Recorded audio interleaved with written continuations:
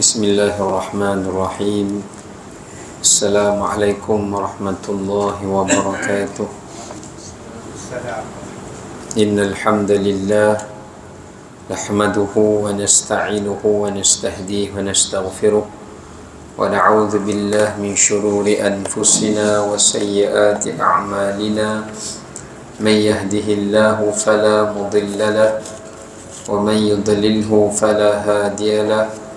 أشهد أن لا إله إلا الله وحده لا شريك له وأشهد أن محمدا عبده ورسوله. اللهم صل وسلم وبارك على سيدنا محمد وعلى آله وأصحابه أجمعين. قال رب اشرح لنا صدورنا ويسر لنا أمورنا واحلل عقدة من ألسنتنا يفقه قولنا. أما بعد. Alhamdulillah, kita rafa'kan puji dan syukur kepada Allah Ta'ala di atas segala rahmat dan kurniaannya. Pada malam ini kita masih lagi diberikan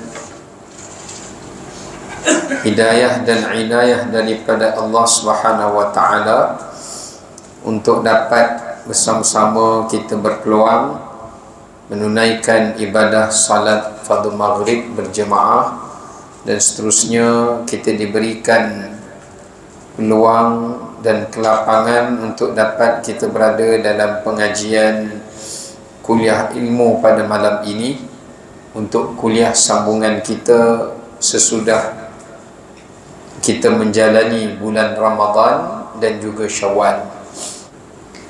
Kita akan menyambung semula untuk tajuk yang kita bincangkan sebelum daripada ini, iaitu mengenai surah Al-Insan.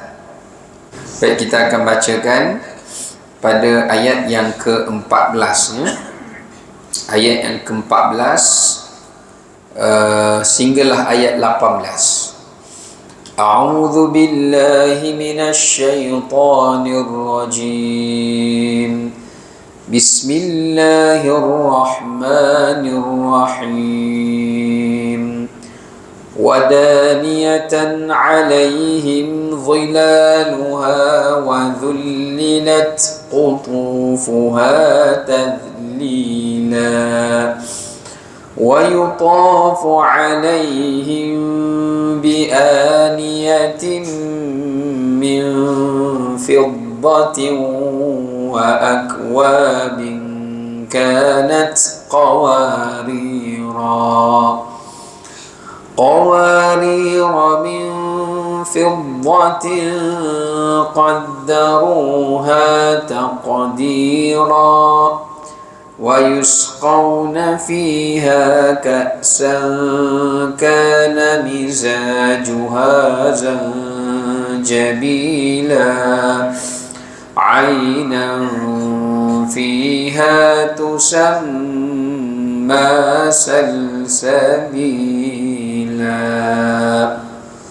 صدق الله العظيم. Baik, kita nyambung semula untuk maksud dan terjemahan daripada ayat yang kita bacakan. Firman Allah Ta'ala pada ayat ke-14 menerangkan kepada kita di antara salah satu daripada bentuk nikmat yang terdapat di dalam syurga Allah yang disediakan kepada golongan al-abrar. Apa antara nikmatnya? Sedang naungan pohon-pohon syurga itu dekat di atas kepala mereka, dan buah-buahannya pula dimudahkan untuk mereka memetiknya dengan semudah-mudahnya. Ayat 15. Dan diedarkan kepada mereka bejana-bejana, yakni bekas-bekas minuman atau makanan dari perak, dan piala-piala yang besar umpama laksana kaca. Ayat 16, iaitu kaca-kaca yang diperbuat daripada perak yang telah diukur mereka dengan sebaik-baiknya. Ayat 17, Di dalam syurga itu mereka diberi minum segelas minuman yang campurannya daripada zanjabil. Ayat yang ke-18, yang didatangkan zanjabil itu dari sebuah mata air syurga yang dinamakan ia sebagai salsabil. Okey, baik. Ini adalah berkenaan dengan ayat yang kita lihat daripada ayat yang ke-14 hingga 18. Jadi sekarang ni kita nak tengok sedikit tafsiran dan kemudiannya beberapa intipati penghayatan yang boleh kita ambil daripada ayat-ayat yang kita bacakan. Baik, yang pertama Allah sebut wadaniyah. Daniyah ini menunjukkan sifat pohon yang berada di dalam syurga. Ini contoh. Allah memberi salah satu pemisalan dan contoh. Semua pohon yang berada di dalam syurga akan daniyah. Daniyah ni dalam bahasa Arab maknanya tunduk. Maknanya tunduk, merendahkan diri. Salam. Maknanya setiap pohon-pohon yang berada dalam syurga, mereka akan sentiasa menundukkan ranting-ranting mereka, dan pepohonan itu akan merendahkan ranting mereka itu untuk apa? Untuk memayungi ahli syurga sepanjang perjalanan mereka di dalam syurga itu. Maknanya semua pohon-pohon pokok dalam syurga dia akan rendahkan. Dan di mana sahaja ahli syurga berjalan dalam keluasan kebun dalam syurga itu, pastinya pohon itu akan mengekori dan berjalan bersama dengan mereka untuk apa? Untuk memayungi mereka dalam syurga itu. Okey, timbul persoalan. Ulama tafsir kata, apakah dalam syurga itu panas? Tidak. Sebab kalau kita tengok dalam hadis Nabi SAW, baginda bersabda, hawaul jannah sajj. Udara atau cuaca di dalam syurga itu dipanggil sajj. Bila sahabat tanya apa itu sajj, Nabi kata la harrun wala qarrun. Dia tidak panas dan dia tidak terlalu sejuk. Tidaklah sejuk sampai kita menggeletar macam duduk kat gunung Everest tu. Tu dah sampai mudarat diri dah, boleh mati tu. Tidaklah juga terlalu panas sampai kena stroke haba, pun tidak juga. Jadi cuaca dia itu ada kalanya sejuk dingin yang nyaman, ada kalanya suam yang nyaman. Sebab kadang-kadang suam ni pun dia boleh jadi seronok juga. Kalau sejuk je manjang pun tak apa nak selesa. Maknanya dia suam, tapi suam yang nyaman. Tidak panas, suam yang nyaman. Kalau dia dingin, dingin yang mendamaikan. Jadi itu keadaan suasana cuaca di dalam syurga. Cuma kenapakah pokok tu memayungi? Pokok tu memayungi, kata para ulama, kerana 3 sebab. Yang pertama, pokok tu memayungi perjalanan mereka itu adalah dengan tujuan takrim, kemuliaan. Nak memuliakan ahli syurga supaya mereka berjalan ke mana-mana, mereka sentiasa dipayungi dan diteduhkan oleh pohon-pohon dan pokok-pokok dalam syurga yang bergerak dan berjalan. Kita boleh bayang tak? Pokok ni kita berjalan, dia bergerak bersama dengan kita. Ini satu nikmat atau kehidupan yang kita tak pernah rasai pengalamannya di dunia. Takkan ada lah. Kita tanam pokok tu, kita pergi, pokok tu duduk dalam tu lah. Dia tidak mengikut kita bergerak jalan sekali. Yang kedua, kenapakah hikmah pohon itu memayungi mereka? Supaya ahli syurga dapat menikmati buah-buahan daripada pepohonan itu bila-bila masa dia nak makan. Dah kalau kita keluar, pokok tu tam tu, buah dah keluar, kita oversee, kena tunggu balik dulu. Tak nak balik, monyet bedal dulu. Tak pun orang jiran sebelah ambil dulu. Tak pun rosak dulu. Dah, syurga berjalan. Teringin je, keluar. Petik makan. Teringin lagi, keluar pula yang lain. Petik makan. Oh, nikmatnya lah. Tak perlu tanam, tak perlu baja, tak perlu semai, tak perlu nyiram, tak payah apa. Teringin je, dia keluar. Nak musang king ke, nak musang queen ke, nak apa pun semua ada. Allah Ta'ala sebut wa utu bihi mutasyabiha, dibawa datang pada mereka nikmat-nikmat seperti mana yang mereka pernah menikmatinya suatu di dunia dahulu, dan juga yang tak pernah dilihat oleh mereka suatu di dunia. Yang ketiga, pohon itu memayungi mereka itu adalah dengan tujuan supaya pohon itu dapat mengeluarkan dedaunan, dan daripada daunan itu menjadi sutera. Ahli syurga ni, kalau dia nak pakaian, agak-agak dia nak ambil kat mana? Malaikat bawa ke baju dia? Ada tukang jahit ke dalam syurga? Tak ada. Dalam hadis, Nabi SAW sebut dekat Arab Badui di hadapan para sahabat, sehingga ada seorang Arab Badui ditanya soalan sampai Nabi ketawa. Nabi kata, apabila ahli syurga menginginkan pakaiannya, dia pergi dekat daun kat syurga tu, daun pokok kat syurga tu, dia pegang daun tu, dia tarik, daun tu tak putus, keluar daripada daun tu sutera. Dia tarik tu keluar sutera.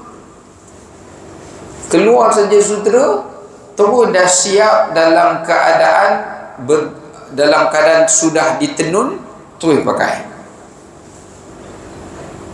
Sehingga ke Arab Badui bila dia dengar nikmat syurga macam tu, dia orang ni bukan orang yang belajar tinggi.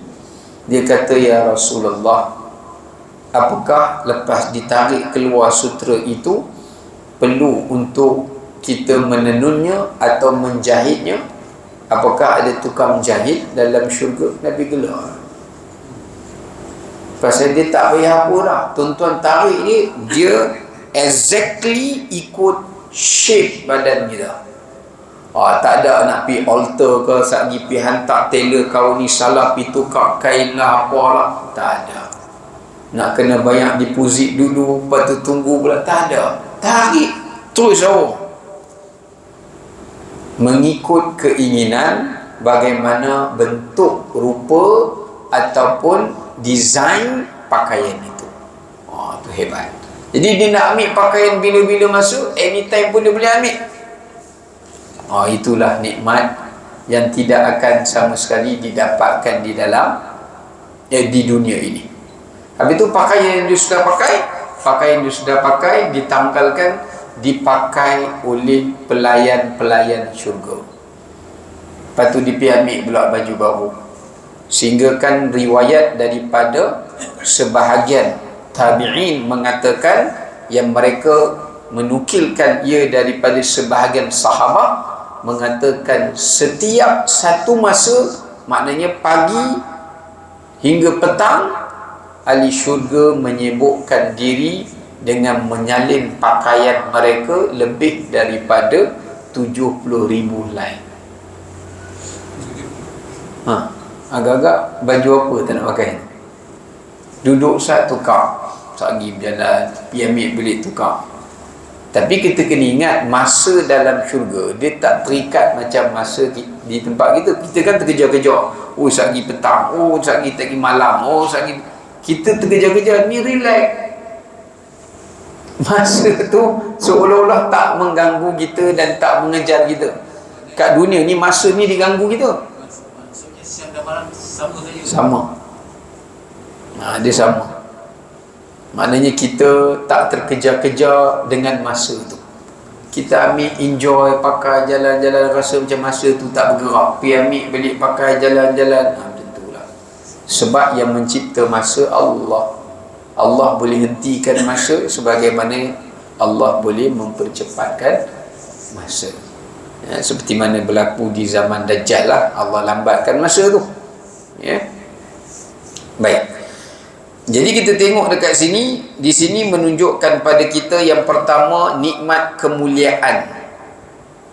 Allah berbicara pada ayat yang ke-14 ini tentang nikmat kemuliaan kepada ahli syurga. Yang pertama, dengan sentiasa mereka diteduhkan dan dinaungi oleh pokok-pokok di dalam syurga. Jadi ada dua bentuk naungan yang Allah beri kepada ahli syurga. Pertama, naungan arash. Naungan arash. Sebab tu masa Sayyidatina Khadijah bawa makanan, bawa baju, pi panjat Gua Hira nak hantar kat Nabi SAW, Jibril bagi tahu, wahai Muhammad, isteri kamu dalam perjalanan, nanti kirimkan salam kepadanya. Allah kirim salam padanya dan bagi tahu kepadanya, Allah berfirman, bagi Khadijah ada satu tempat di bawah arash, tempat singgasana di bawah arash, yang atapnya ini daripada ketulan-ketulan mutiara dan berlian.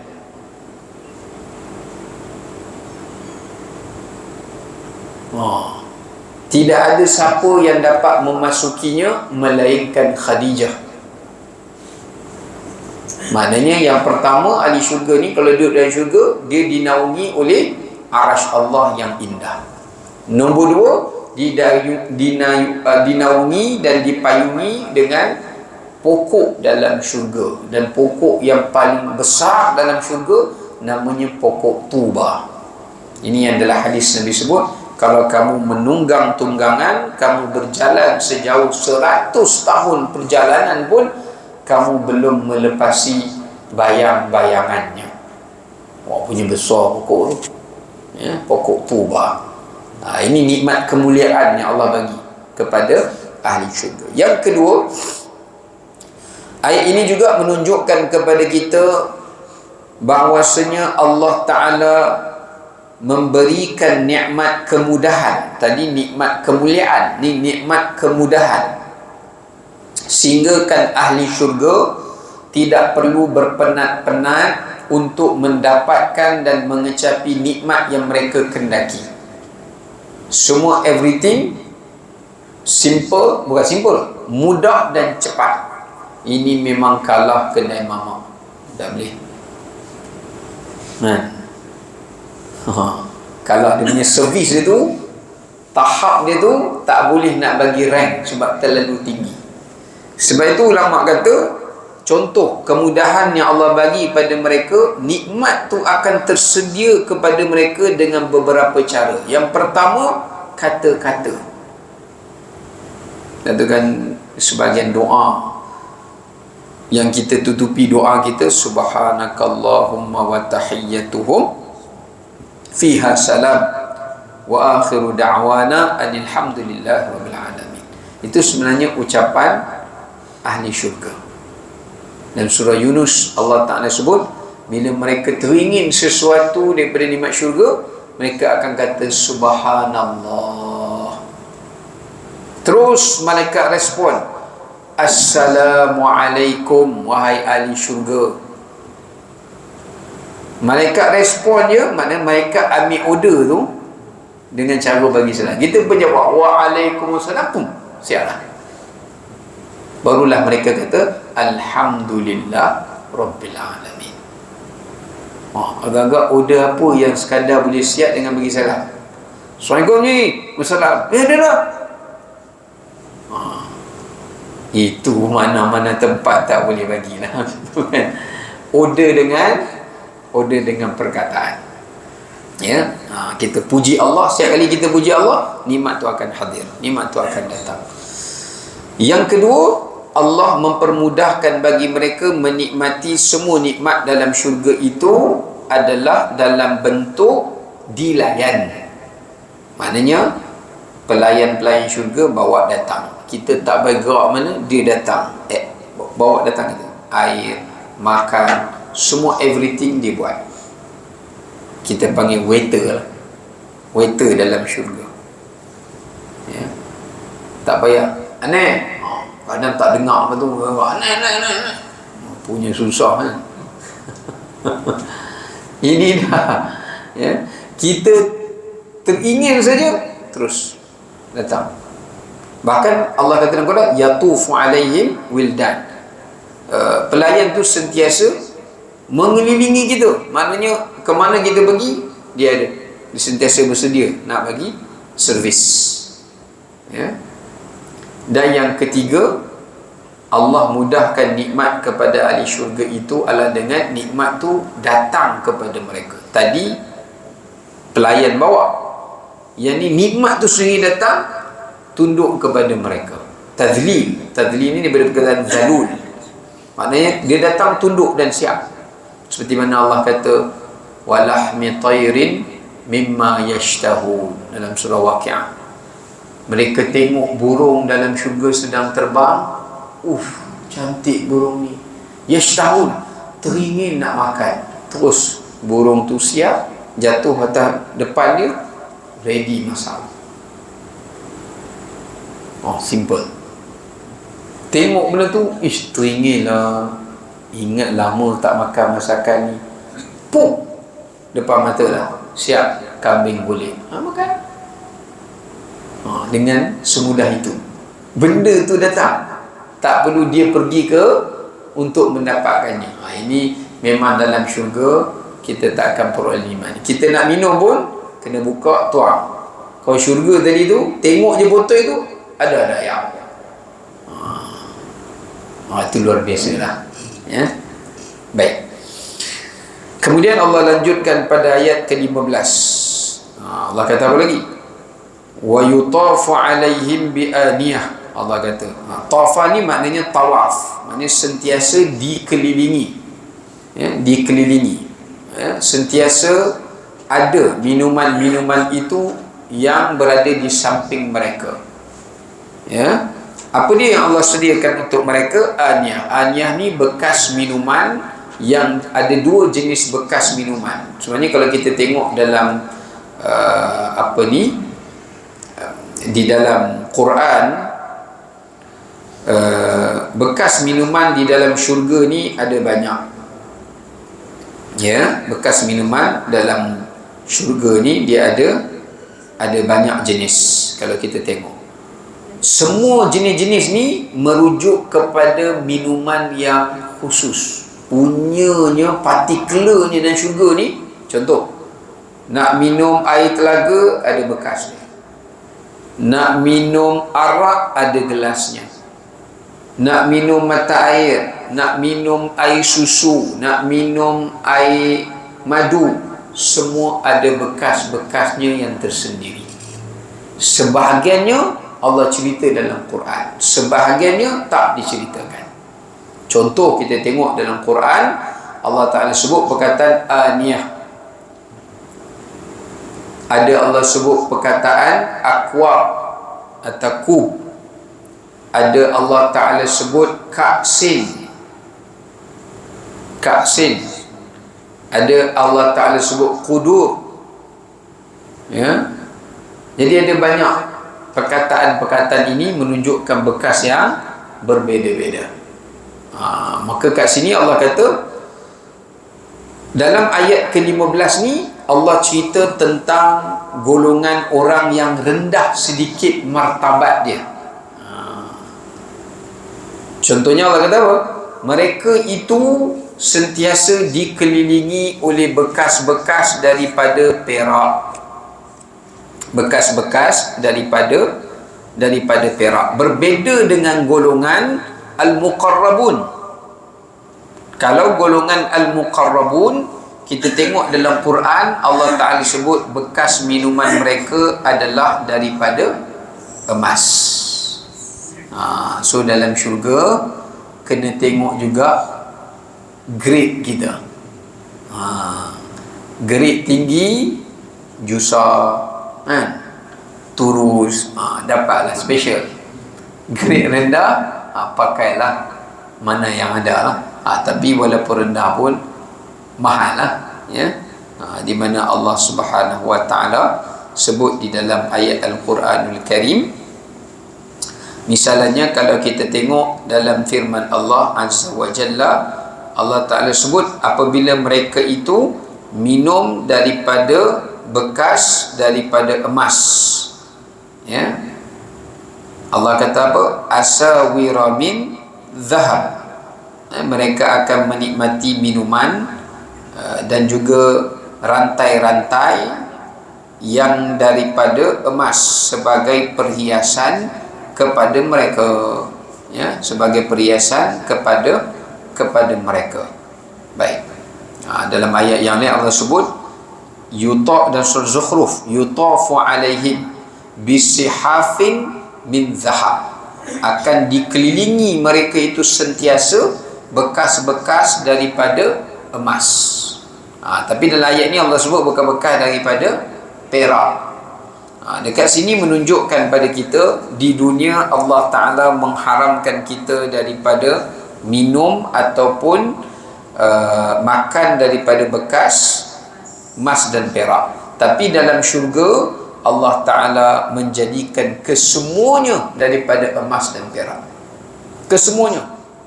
Tempat gantung emas, tongkat emas, semua emas dan perak. Atau batu yakut, zamrud, semua jenis kategori-kategori benda-benda perhiasan berlian. Tak ada pun daripada kayu, tak ada daripada batu, tak ada. Semua Allah tunjukkan kekayaan yang sebenar. Hatta dalam hadis sebut binaan-binaan batu bata rumah mereka pun dibina daripada ketulan-ketulan emas. Agak-agaklah siapa paling kaya kat dunia sekarang? Saya minta kan? Kalau kita cabar dia, kaya kan? Okay? Bina satu rumah, setiap batu-bata tu pakai jongkok. Ada berani? Tak berani ni.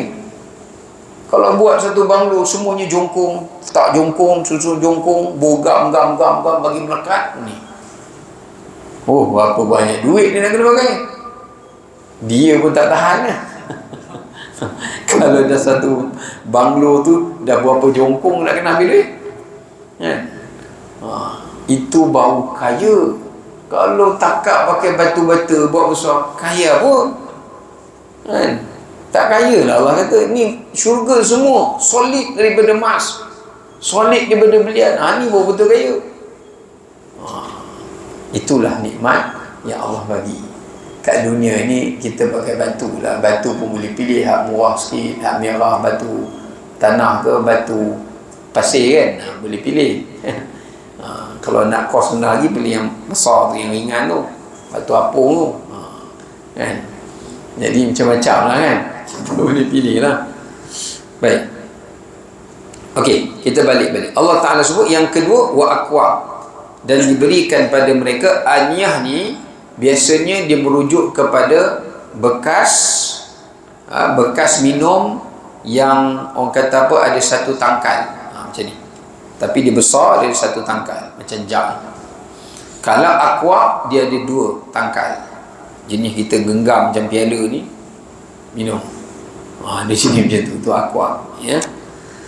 So Allah Ta'ala kata antara nikmat yang Allah beri kepada ahli syurga itu adalah merupakan, pertama kita tengok kat sini. Okey, tadi Allah sebut nikmat kemuliaan. Sekarang ni Allah Ta'ala sambung lagi nikmat kemuliaan yang kedua kepada mereka, sentiasa dilayani oleh para pelayan syurga di kalangan wildan. Yang tadi pokok selalu memayungi mereka, arash meneduhkan mereka. Kali ini kemuliaan kepada mereka, Allah jadikan para pelayan selalu mengurus urusan mereka. Sehingga kan dalam riwayat yang dinukilkan daripada sebahagian riwayat tafsir, umpamanya Al-Qurtubi dalam tafsir mengatakan bagi setiap urusan kehidupan ahli syurga baginya 1000 pelayan. Contoh Haji, bahagian sikat rambut je 1000 tukang sikat. Tu dia jenuh gila. Hari pertama, hari kedua, mai setahun pun tak habis lagi. Tuan, giliran saya bila tuan, hamnya tahun depan. Mai kawan ni pula tahun depan baru nak kata, hamnya tahun ketiga. Tu dia kata, tak boleh lah, saya nak sikat juga, nak khidmat kat tuan ni, saya tak sabar ni. Maknanya every time duk sagi passion rambutnya ni, sagi passion. Dah kawan tu main sikat, kawan ni main sikat. Dalam setiap urusan. Ni ibu-ibu kita yang ustaz, saya sakit lutut, lenguh badan, ogawa tu kita kena tekan dia. Ini 1000 tukang. Sagi kawan ni kepala, bahagian ni telinga, ni bahagian mata, ni bahagian ambil kau 1000 tukang urut. Urut lah. Nak berapa lama semua boleh. Bagi arahan dia ikut. Dan diikut tu mesti bertepatan dengan kehendak tuan dia. Dia takkan menyakiti. Gawa kadang dia bukan tahu dia robot, sakit kan, kita kena tekan stop. Tengok rosak pula, tak stop. Jam problem lah. Bayangkan 1000 bahagian tukang minum saja, setiap pelayan tu bawa macam-macam jenis minuman. Tuan, apa nak ni? 1000 jenuh minum. Ini nikmat yang Allah Ta'ala bagi dalam syurga. Agak-agak orang paling kaya tu ada 1000 orang gaji dia, rumah dia. Tak ada nya. Nak bayar seorang pun berapa, lagi nak pun 1000, mana mampu. Baik, ini Allah Ta'ala sebut. Maka kan itu ulama membincangkan wildan ini adalah anak-anak orang Islam yang meninggal sebelum baligh. Mereka menjadi ketua pelayan. Adapun anak-anak orang kafir yang meninggal atas fitrah, dan juga golongan ashabul a'raf. Ashabul a'raf ni siapa? Orang yang Allah timbang amal baiknya 50, amal tak baiknya 50. Tak boleh nak ke syurga, tak boleh nak ke neraka. Nak masuk syurga juga boleh. Jadi daftar sebagai pelayan dulu. Nak buat macam mana 50 lagi tak bagak, main layan dulu lah. Main layan saya ni urut. Bagilah syarat, tak boleh. Dia kena layan cantiknya. Lepas dah cukup semua, cukup dia punya kontrak habis, dia pula dapat pelayan. Itu yang ulama sebutlah golongan ashabul a'raf. Ada yang mengatakan wildan ni memang satu makhluk yang Allah cipta khusus untuk ahli syurga, macam bidadari. Bidadari ni mana ada kat dunia? Mana Allah cipta khusus untuk ahli syurga dalam syurga. Suatu ulama kata, ada orang tanya, masa Nabi Adam duduk syurga, bidadari ada dah? Tak ada lagi. Nabi Adam duduk syurga tu nikmat lain ada, tapi pasangan tak ada. Tu Nabi Adam kata, ya Allah bagilah seorang. Allah bagilah Hawa. Bila bagi Hawa, keluar saja, Allah kata, aku janji, nak bagi kita semangat balik lah, aku janjikan pada semua ahli syurga, mereka akan dapat pasangan daripada bidadari. Minimum dalam hadis sebut seorang 72 orang. Isteri berapa? 72. Astagfirullahaladzim, yang betul ni 72. Itu hakikat syurga. Hakikat dalam syurga. Ithnatani wa sab'ina huran disebut dalam hadis. 72 bidadari. Tapi ketua dia isteri kita. Dia paling cantik daripada bidadari tu. Dia lagi hebat. Dia ketua, head of department. Maknanya dia COO lah, bagi operating. Dia ketua. Yang lain bidadari tu kira dia punya bawahan dia lah, duduk bawah dia. Ada yang tanya, kami tak ada bidadara. Kan muslimat kata, kami pun nak bidadara juga.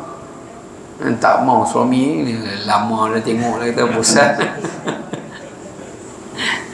Dia dalam syurga, sistem dia semua atas fitrah. Jadi sebab tu bagi wanita dia tak ada bidadara. Bidadara ada suami dia, tapi bukanlah hak muka zaman lain ni. Yang duk ada hidup ni muka bukan macam tu lah. Allah bagi new design. Inna ansha'nahunna insya'a.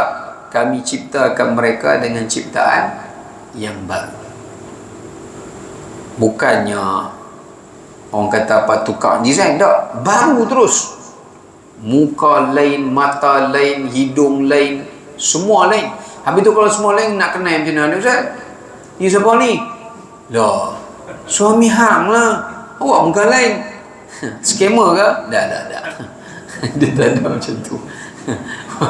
Walaupun wajah dia lain, walaupun rupa dia lain, ulama kata kita mengenalinya berdasarkan kepada amalan kita, iman kita. Iman kita mengenal dia, walaupun rupa seperti kali pertama kita lihat.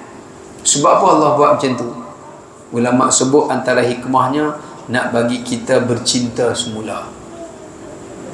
Macam kita mula-mula jumpa isteri tu kan, tak pernah tengok, mai tengok, Allah, kau kekasih awal dan akhir.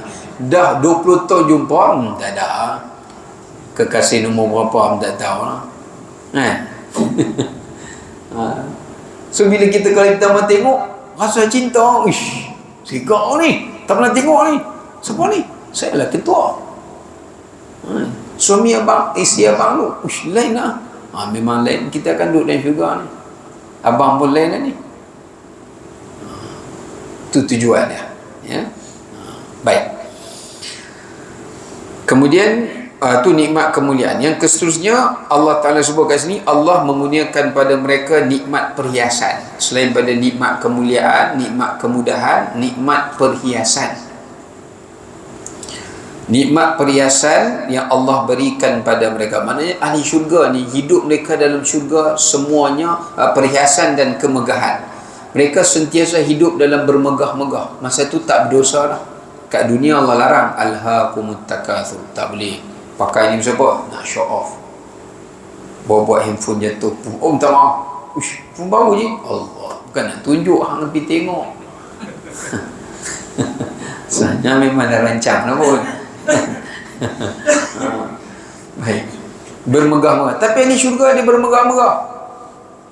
Tapi masa tu tak berdosa lah. Kita akan tengok, hebatnya je. Mereka akan bermegah. Inilah nikmatnya Allah bagi kerana mujahadahku dulu. Dia bermegah. Lepas tu kawan ni menyesal, ya Allah, kenapa dah dulu aku tak beramal sepertinya. Masa tu baru dia menyesal. Pasal grade dia rendah. Nafsu ada. Nafsu ada. Sebab sebab tu Allah cipta kita nafsu. Kalau Allah tak ciptakan bagi kita nafsu, kita tak boleh masuk syurga. Sebab syurga ni tempat nafsu. Kalau tak ada nafsu, kita tak boleh masuk syurga. Sebab tu malaikat tak duduk dalam syurga. Malaikat hanya menunaikan perintah Allah seperti mana yang Allah perintahkan kepada ahli syurga. Malaikat tak makan buah-buah dalam syurga. Dia tak ada nafsu, ya? Hanya tumpang berzikir, memuji ahli syurga tu saja. Kita lah ada nafsu. Sebab tu kita nak kena faham, dunia ni banyak macam mana pun, nafsu takkan rasa dia dapat memenuhi keinginan dia. Tak boleh. Pakai boring, tukar lain. Itu sifat nafsu. Tapi ke akhirat, nafsu tu guna, dia pun pening. Sebab tak ada penghujung. Dia rasa syok selalu. Sebab tu Allah kata dalam Quran, inna ashabal jannatil yaum fi syughulin fakihun. Surah Yasin Allah kata, ashabul jannah, ahli syurga tu sentiasa tiap-tiap hari fi syughul, busy buat apa? Fakihun, berseronok. Kenal tak? Assalamualaikum ni. Jangan kacau. Pasal apa ni? Saya duduk syok makan ni. Syok makan menjawab. Tak boleh. Sedap sangat. Tak boleh nak cakap. Payah jumpa kawannya tu. Telefon pula. Assalamualaikum ni. Sedap. Minta maaf, saya busy ni. Busy apa pula? Tadi busy makan. Ni minum pula. Tak boleh bercakap. Tak boleh. Sedap sangat minum ayam ni. Tak habis. Saya nak minum yang lain pula. Letak pula. Tu kesibukan ahli syurga. Kat dunia ni kita sibuk juga, tapi sibuk yang memenatkan. Ini sibuk yang menyeronokkan, yang melazatkan. Tak boleh bayang tu, ya. Baik. Ini berdasarkan perhiasan yang Allah Ta'ala sebut melalui bekas emas dan bekas perak, ya, iaitu peralatan makanan, minuman, kecantikan, pakaian, ya, dan segala bentuk perhiasan yang Allah berikan kepada mereka, ya. Tetapi yang lebih hebat, Allah sebut bekas minuman mereka tu daripada emas dan perak, tapi dia transparent macam kaca. Maknanya grade emas dia tu tak ada kat dunia. Biasa kalau benda tu solid emas, kalau kita tuang air, kita tak nampak air di dalam bekas emas tu. Sebab emas kan tebal kan, kalau dia keras lah, tak nampak. Tapi dalam syurga, walaupun bekas tu emas, Allah kata, ataupun bekas tu perak, dia bersifat qawarir. Qawarir ni bila tuang air, kita boleh nampak air tu dalam bekas emas tadi, transparent. Ini satu nikmat yang Allah Ta'ala bagi kepada ahli syurga, iaitu yang disebutkan sebagai nikmat batin. Apa maksud nikmat batin? Iaitu benda yang zahir dapat terlihat batinnya. Dapat terlihat batinnya. Maknanya tak ada benda yang apa kita panggil, yang menghalangi atau membatasi sesuatu. Sebab itu dalam satu hadis Nabi SAW sebut, ada satu bilik yang Allah sediakan kepada ahli syurga. Bila dia berada dalam bilik, dia boleh dapat nikmat yang berada di luar, kerana dia boleh tengok yang berada di luar. Kalau dia duduk di luar pun, dia boleh dapatkan nikmat yang berada di dalam. Punya hebat. Contoh, kalau kita rumah ada swimming pool, tengok daripada atas swimming pool, nak pergi mandi kena keluar tu. Tak best, susah. Tengok ada swimming pool, dia macam magic kata kan. Terjunnya rupa swimming pool tu ada dalam tu. Tadi macam tengok kat luar, kita teleport masuk dalam dah, mandi ke dalam. Sagi pergi keluar tengok ada buah tertinggal kat dalam rumah. Nak pergi makan, masuk je tangan, dapat dah buah tu, makan. Yang ni tak betul nak cakap apa lah. Nikmat yang ajaib Allah Ta'ala bagi. Sebab apa? Sebab dalam syurga ni, semua apa yang berjalan, semua apa yang berlaku, dia bukan berlaku dengan sebab musabab macam kita kat dunia. Kat dunia, Allah jadi sistem dia, semua sebab musabab. Nak, kena usaha, tawakal. Dalam syurga, semuanya kun fayakun. Nak, kun fayakun, terus jadi. Allah order je, benda tu Allah izinkan dia berlaku. Inilah kehidupan yang bagi orang beriman, dia nak cari kehidupan ni lah. Kehidupan ni baru betul-betul kehidupan. Sebab dia tidak menyulitkan, dia tak stres dengan kita, dia tak memenatkan kita, ya. Ini di antara nikmat yang Allah Subhanahu Wa Taala kurniakan. Baik. Kemudian kita tengok ayat 16, Allah kata qawarira min fiddatin qaddaruha taqdira. Antara yang lebih hebat selain pada Allah kata semua benda tu kelihatan transparent, kelihatan seperti tak ada halangan, kita boleh nampak. Macam di balik ni pun saya boleh nampak di belakang sana apa, seolah-olah mata kita tu Allah jadikan dia dapat menembusinya, ya. Kemudian Allah Ta'ala sebut lagi qaddaruha taqdira. Yang lebih hebat lagi, semua nikmat yang ada dalam syurga itu dia akan memenuhi mengikut kadar yang diinginkan oleh tuannya, yang diinginkan oleh tuannya. Maksudnya kalau tuan dia nak air itu akan terisi mengikut jumlah yang kita nak minum. Kadang-kadang kan kita tak mau minum banyak, kan? Tapi waiter kat hotel tu pergi tuang penuh, pasal dia dah ajak dah protokol dia. Nampak gelas kosong, tuang penuh. Kita pula kena bagi arahan, tak payah, ini tak payah bagi arahan. Teringin air berapa jumlah, banyak tu lah minum. Nak lebih, dia jadi lebih. Nak kurang, dia jadi kurang. Itu yang disebut qaddaruha taqdira. Ya. Baik, maka dekat sini menunjukkan kepada kita pengajaran kita ambil, nikmat syurga itu sentiasa bertambah dan berubah-ubah keadaannya dan sifatnya daripada satu keadaan kepada satu keadaan. Ada yang ulama tafsir makna qaddaruha taqdira, maksudnya Allah takdirkan, Allah tentukan nikmat tu berubah-ubah, berevolusi. Nikmat tu berevolusi. Semalam kita pergi makan rambutan, sedap lah. Esok pergi makan pula, lain pula. Walaupun buah yang sama, tapi nikmatnya berbeza. Sebagaimana Allah kata dalam neraka, falan nazidakum illa azaba, takkan kami tambahkan bagi ahli neraka melainkan azab. Maka ulama kata bagi ahli syurga takkan Allah tambahkan melainkan nikmat, melainkan nikmat. Sehingga kan saya ada baca satu kitab berkenaan dengan syurga dan neraka. Disebutkan ahli syurga ni, di dalam syurga ada suq, ada pasar raya, mega mall. Ada geng kaki shopping kan, Allah dah tahu dah semua dah, jangan duk risau. Kaki nak pergi racing ke apa ke, jangan risau, semua dah. Kaki golf kan, pukul bola, semua dah lah. Masa tu tak pakai lah batang aluminium tu, ni emas ni.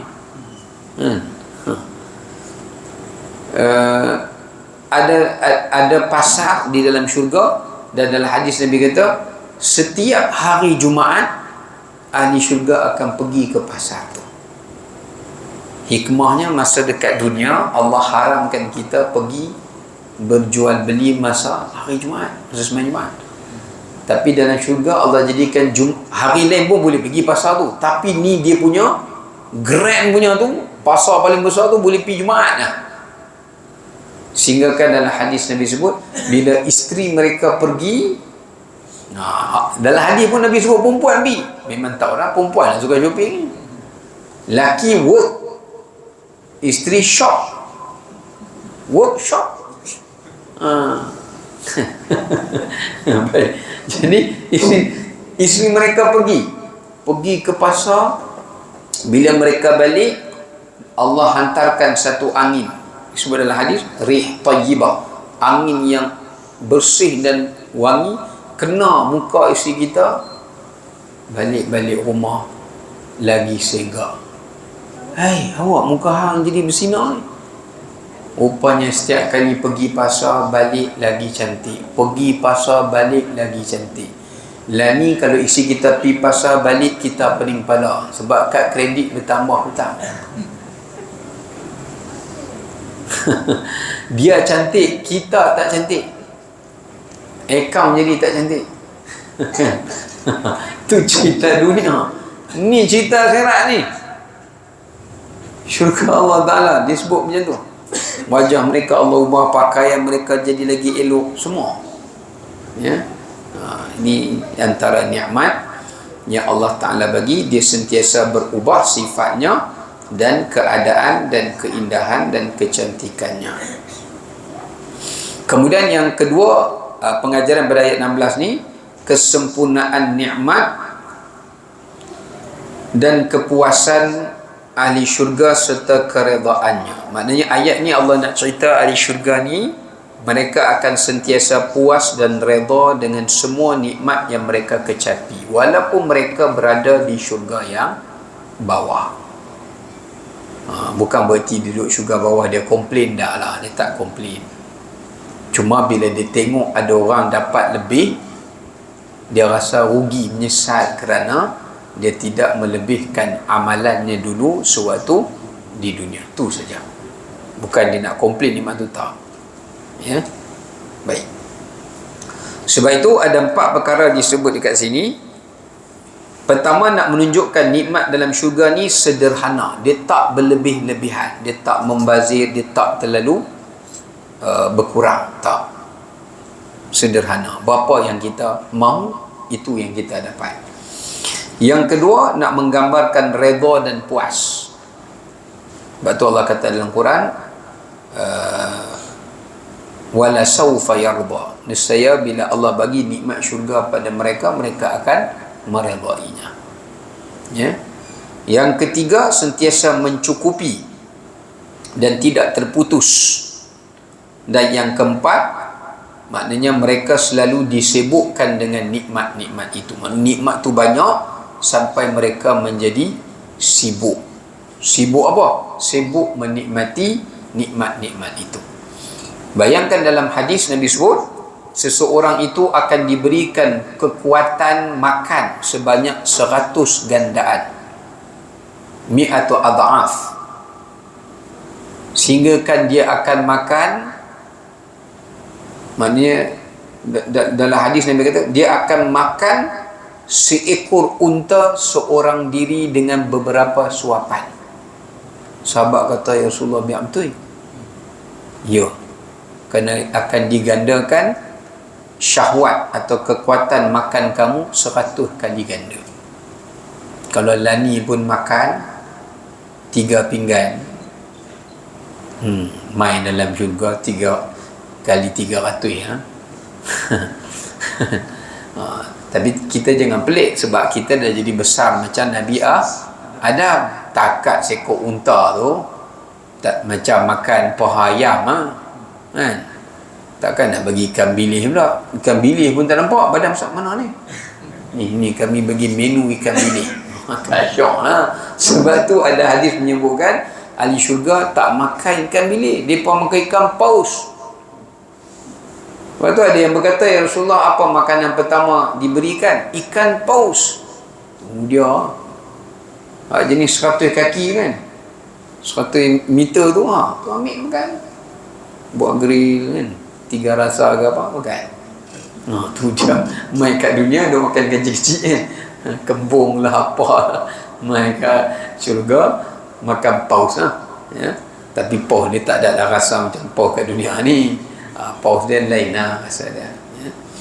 Okay, wallahu a'lam. Kita tangguh dulu sekadar itu. InsyaAllah nanti kita sambung di kuliah akan datang. Assalamualaikum warahmatullahi wabarakatuh. Bismillahirrahmanirrahim.